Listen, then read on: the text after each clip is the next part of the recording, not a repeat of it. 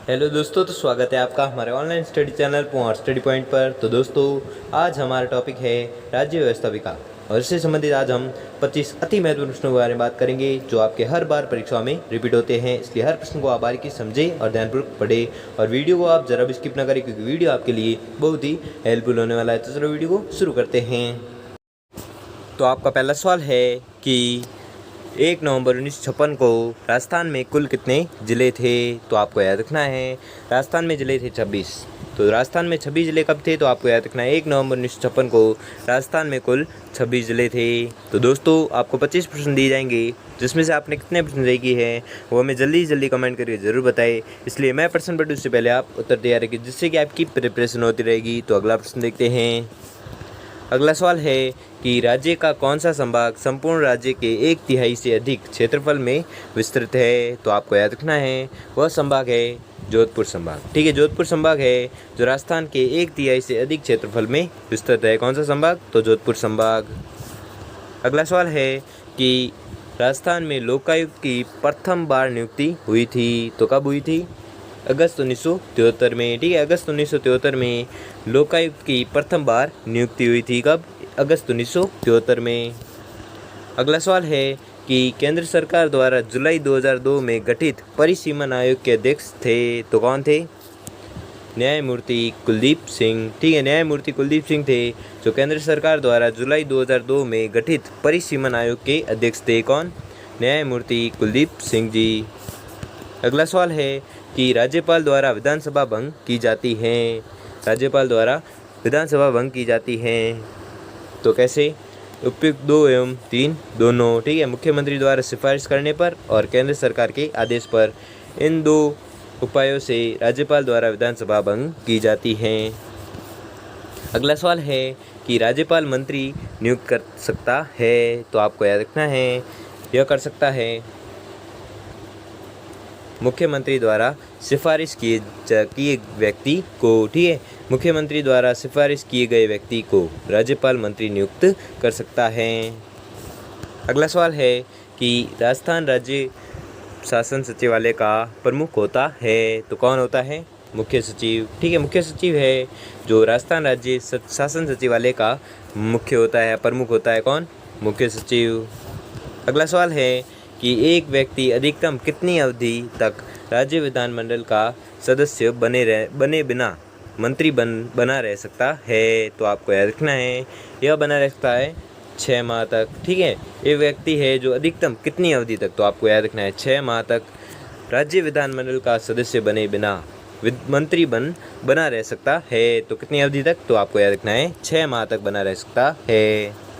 अगला सवाल है कि राजस्थान के कौन से राज्यपाल का निधन पद पर रहते हुए हुआ था? तो आपको याद रखना है यह हुआ था दरबारा सिंह का। ठीक है, दरबार सिंह का राज्यपाल का निधन पद पर रहते हुए हो गया था। किसका? दरबार सिंह जो राजस्थान के राज्यपाल थे और इनका निधन हुआ था जो राज्यपाल पद पर रहते हुए ही हो गया था। अगला सवाल है कि राज्य सरकार के विभिन्न विभागों के राजनीतिक प्रमुख होते हैं। तो आपको याद रखना है इनके प्रमुख होते हैं मंत्री। ठीक है, राज्य सरकार के विभिन्न विभागों के राजनीतिक प्रमुख होते हैं। कौन? मंत्री होते हैं। अगला सवाल है कि राजस्थान विधानसभा के अध्यक्ष पद पर सर्वाधिक अवधि तक पदासीन रहने वाले व्यक्ति हैं। तो आपको याद रखना है सर्वाधिक अवधि तक पदासीन रहने वाले व्यक्ति कौन हैं? तो आपको याद रखना है राम निवास मिर्धा। ठीक है, राम निवास मिर्धा वह व्यक्ति है जो राजस्थान विधानसभा के अध्यक्ष पद पर सर्वाधिक अवधि तक पदासीन रहने वाले व्यक्ति हैं। कौन? श्री राम निवास मिर्धा। अगला सवाल है कि राज्य मंत्री परिषद का सदस्य होने के लिए आवश्यक है। तो क्या आवश्यक है? उपरोक्त सभी उसकी न्यूनतम आयु 25 वर्ष हो, वह राज्य विधानमंडल का सदस्य हो या मंत्री पद ग्रहण करने के 6 माह के भीतर सदस्य हो गया हो या वह भारत का नागरिक हो। ये तीनों काबिलियत होगी तब ही वह राज्य मंत्री परिषद का सदस्य होने के लिए आवश्यक है। अगला सवाल है कि राज्य का वास्तविक एवं कार्यकारी प्रमुख होता है। तो कौन होता है?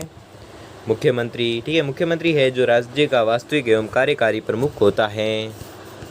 अगला सवाल है कि राज्य की प्रथम महिला मुख्यमंत्री श्रीमती वसुंधरा राजे 12वीं विधानसभा में किस विधानसभा क्षेत्र का प्रतिनिधित्व करती थी? तो आपको याद रखना है, यह प्रतिनिधित्व करती थी झालरापाटन का। ठीक है, झालरापाटन का प्रतिनिधित्व करती थी कौन? वसुंधरा राजे। अगला सवाल है कि श्रीमती कमला राज्य की पहली महिला मंत्री थी, वे किसके मुख्यमंत्री काल में इस पद पर नियुक्त की गई थी? तो आपको याद रखना है, यह नियुक्त की गई थी श्री मोहनलाल सुखाड़िया के कार्यकाल में। ठीक है, कौन? श्रीमती कमला राज। अगला सवाल है कि राज्य विधानमंडल के मंत्रीगण अपने पद पर बने रहते हैं, तो आपको याद रखना है, यह बने रहते हैं राज्यपाल के प्रसाद पर्यंत के कारण। ठीक है। अगला सवाल है कि सबसे कम अवधि के लिए राज्य के मुख्यमंत्री रहे, तो कौन रहे थे? श्री हीरालाल देवपुरा। ठीक है, श्री हीरालाल देवपुरा थे जो सबसे कम अवधि के लिए राज्य के मुख्यमंत्री रहे। अगला सवाल है कि राज्य के वे मुख्यमंत्री जिनका पद पर रहते हुए स्वर्गवास हो गया था, तो आपको याद रखना है, वह मुख्यमंत्री थे श्री बरकतुल्ला खां। ठीक है, श्री बरकतुल्ला खां थे जो मुख्यमंत्री पद पर रहते हुए उनका स्वर्गवास हो गया था। अगला सवाल है कि सरकार के किसी विभाग का प्रशासनिक प्रधान होता है, तो आपको याद रखना है, यह होता है सचिव। ठीक है, सचिव है जो सरकार के किसी विभाग का प्रशासनिक प्रधान होता है। कौन? सचिव। अगला सवाल है कि राज्य में जिला स्तर पर स्थापित उपभोक्ता संरक्षण संस्था है, तो आपको याद रखना है, यह संस्था है जिला उपभोक्ता मंच। ठीक है, जिला उपभोक्ता मंच है जो राज्य में जिला स्तर पर स्थापित उपभोक्ता संरक्षण संस्था है। कौन सी? जिला उपभोक्ता मंच।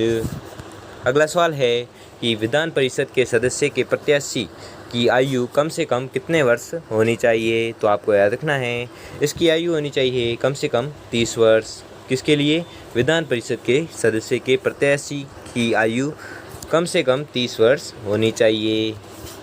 अगला सवाल है कि राज्य विधानमंडल द्वारा पारित विधेयक तब तक कानून का रूप नहीं ले सकता जब तक कि उस पर राज्यपाल हस्ताक्षर न कर दे। ठीक है, जब तक राज्यपाल उस पर हस्ताक्षर न कर दे तब तक राज्य विधानमंडल द्वारा पारित विधेयक कानून का रूप नहीं ले सकता।